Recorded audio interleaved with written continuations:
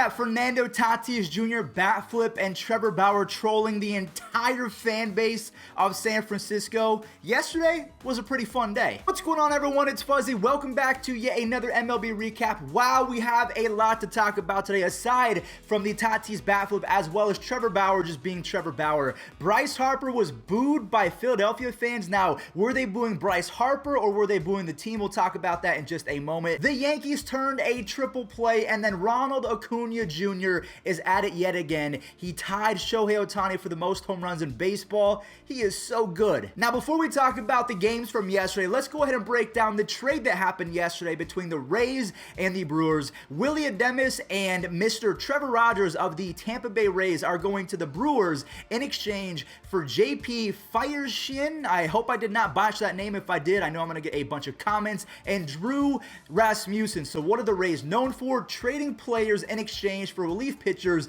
and then pretty much turning them into super relief pitchers, aka Nick Anderson. And Nick Anderson has been a top 5 reliever, so maybe these two guys are going to be studs. And it really just begs the question now for the Rays, what are they going to do with that shortstop hole? I thought they were going to call up Wander Franco. I thought maybe Vidal Brujan, because Brujan is up to 6 home runs and 7 stolen bases in 15 games. Franco is the #1 prospect in all of baseball. They didn't call up either of those guys. They chose Taylor Walls because he might be the best defensive player in their entire farm system, so we'll have to wait and see if he does it offensively, but defensively he's going to be about just as good as Ademis. Now the Brewers have a pretty good middle infield with Colton Wong at second base, Ademis at shortstop, and probably Luis Urias at third base, because let's face Luis, he has 9 errors or something like that. He's not a good shortstop, or at least at the moment he's not a good shortstop, because that's like saying Fernando Tatis Jr. is bad defensively just because he had a rough stretch where he had 6, 7 errors. I get reminded of that every single day by Dodger fans. So anyways, let's go ahead and get into the games from yesterday. Let's start with the Rays and the Brewers games, because that's obviously the most relevant teams after we just talked about the trade. As the Jays lose their 3rd consecutive game in a row, Vladimir Guerrero Jr. and Brandon Lau, they exchange home runs, and then Marcus Semien, he continues his hot streak with another home run. G-Man Choi and Francisco Mejia, they do the rest of the damage, so obviously the Rays do win, but I do want to notate that Vladimir Guerrero Jr. hit his 2nd home run of the game, and that brings his OPS plus up to a whopping 202, so that is just astronomical, doesn't make sense numbers. Vladimir Guerrero Jr. is going to be an MVP candidate for the next decade, and that's because he lost a lot of weight, so shout out to Vlad. The Reds faced off against the Brewers, and they won 9-4 as Tyler Naquin hit a 3-run home run, and the Jesse Winker experience will not stop. He hit 2 home runs yesterday. Lorenzo Cain, he tried to shift the momentum back to the Milwaukee side with a fantastic web gem in the 7th, but then you have Farmer and Jonathan India driving in a few, and that sets up Jesse Winker, their leadoff hitter, who hit his 3rd home run of the game. So he is now up to 52 base hits, 11 home runs, and a 179 OPS plus. So those aren't Vladimir Guerrero Jr. numbers, but I'm telling you right now, Jesse Winker over the last, let's say, 60 to 75 games, him and Jared Walsh, they might be the most fearsome hitters in all of baseball. I mean, along with Juan Soto and Yordan Alvarez. But honestly, right now, with the state of hitters that we are seeing, is this the greatest collection of talent that we've seen in the history of baseball? I think it might be. Tyler Ivey made his major league debut yesterday for the Astros, and Jose Altuve had his back.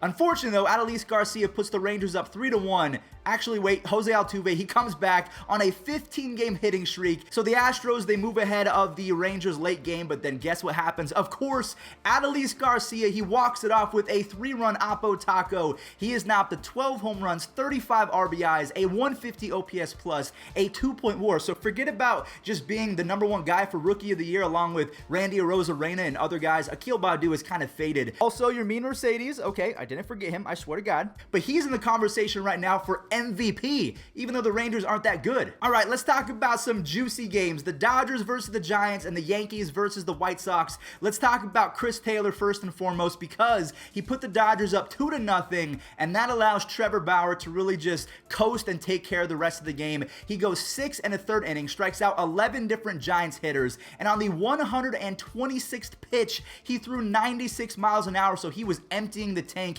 even though after the game he said that the tank was not empty. After he he gets taken out, he trolls the Giants fan base like, hey, is that all you got? I want more boos. And Blake Training came in throwing frisbees in the 9th inning to get the save. So the Dodgers are on a 5-game winning streak, and they're only 1 game back of the Padres and the Giants. So before we talk about the Padres again, let's talk about that Yankees versus White Sox game. The Yankees come away with their 4th consecutive victory, even though Carlos Rodon was disgusting. He began the game with 5 consecutive strikeouts. He ends it with 6 scoreless, does not allow a single walk, and racks up 13 strikeouts. Jordan Montgomery, Monty, on the other side, he showed up as well. 7 scoreless innings, did not allow a single walk, and struck out 11 White Sox members. Gleyber Torres comes in clutch with a home run off Michael Kopech, and Nick Madrigal, the magician, they call him Nicky Two Strikes because he just does not get out, and you can tell by this swing, he's just able to put the ball in play whenever he wants. Luckily for the Yankees, they turn a triple play to save the game for Aroldis Chapman, and then Gleyber Torres walks it off. So that was one of the most fun games that I've seen all year. Now, speaking of fun, Pirates fans, you might want to look away because this game versus the Braves was anything but fun.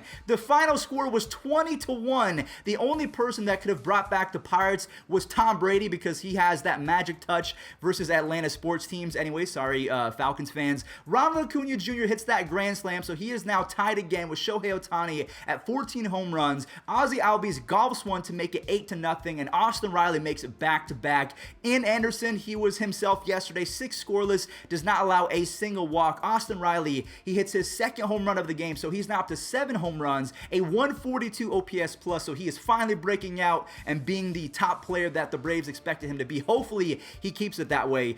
They weren't done yet. Dansby Swanson and Audrey, his grand slam on a 3-run count. They pretty much make Tony La Russa shiver in anger because, again, it was a 3-1 count. What's the difference between that and 3-0? I know a lot of people would say it's a big difference, but to me, not so much. It's still a hitter's count. That was the first time in Major League Baseball history that a team had 7 home runs and 2 grand slams in a single game. So the Braves offense, they erupted yesterday. And speaking of eruptions, the Padres won 16-1. They are now on a 7-game winning streak and tied for first place in that division. Trent Grisham and Eric Hosmer, they jumpstart the Padres offense and they get a 4-1 lead. Then you have Fernando Tatis with an opposite field home run. That was number 50 in his career. He did it in 171 games. That is legendary power, my friends. Chris Paddock goes 6 strong innings, only allowing 1 earned run. Then you have Jake Cronenworth and Fernando Tatis combining for 9 RBIs. And I do also want to mention that Trent Grisham is one of the most underrated players in baseball. Look at this tweet that I put out. He's got the average, he's got the power, he's got the defense, the speed, and the arm. Trent Grisham is the definition of a 5-tool baseball player. Red Sox versus the Phillies. The Red Sox are now on a 3-game winning streak and 1 game ahead of the Rays as the Phillies lose their 3rd consecutive game in a row. That's why I think maybe the fans were booing the team as opposed to Bryce Harper, but we'll talk about that in just a second. Gene Segura ties it up at 2 apiece, but then Danny Santana in his Red Sox debut, he hits a home run, and the Red Sox score a bunch on bad defense, and then guess what happens? Rafael Devers with his 12th home run. So at this point, the game's pretty much over. Bryce Harper gets booed after striking out. As Harper strikes out for the 3rd time tonight.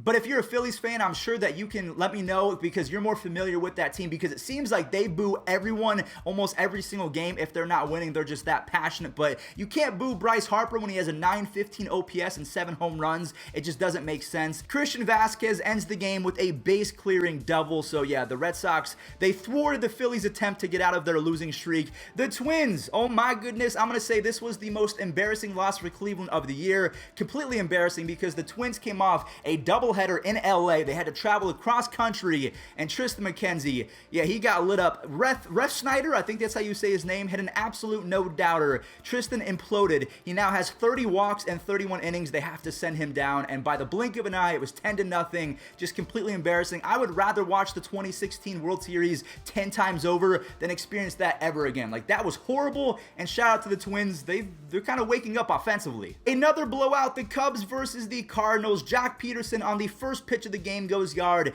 Yadier Molina with a very uncharacteristic play on the error. The Cubs pick up another one as Chris Bryant makes it 4-2 on a double. And then, yeah, the Cubs say this game is over with. We are going to score 8 runs in the 8th inning. So poor Cardinals fans, they have to deal with yet another bullpen implosion. 4 different players of the Cubs had multi-RBI nights, and Kyle Hendricks, by the way, went 6 2/3, only allowed 1 earned run. The A's versus the Angels. So with this A's victory, they leapfrogged the Astros after Adolis Garcia walked off the Astros. So they're a half game ahead of the Astros, so it's not by much. Mark Hanna with his 9th home run of the season. Chad Pinder with a fantastic web gem. Whether he's playing right field, third base, second base, he can play wherever you need him, and he is going to come up big time defensively. Sean Murphy adds 2 RBIs. James Caprillion was solid until a home run, and Yusmeiro Petit sucked. Now, luckily for the A's, Chad Pinder was on top of his game, not only defensively, but offensively as well. He shows off the power with a 3-run opposite field home run.